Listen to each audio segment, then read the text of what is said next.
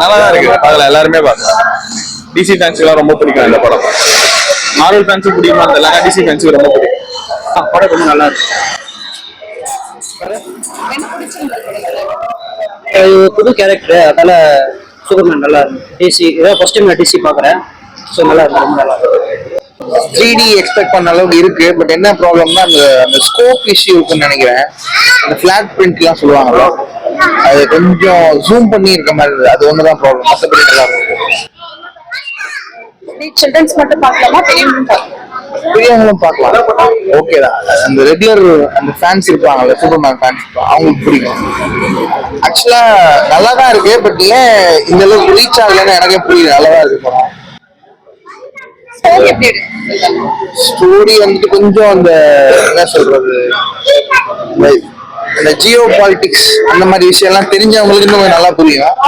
நார்மலா பாத்தீங்கன்னா ஒரு நார்மல் கதை, உலகத்தை காப்பாத்துறது. ஆனா அதுல கொஞ்சம் நிறைய எக்ஸ்ட்ரா நிறைய பண்ணிருக்காங்க. இந்த நார்மலா வெறும் இந்த சேவ் பண்றது மட்டும் இல்லாம இன்னும் கொஞ்சம் கான்செப்ட்லாம் நிறைய இருக்கு.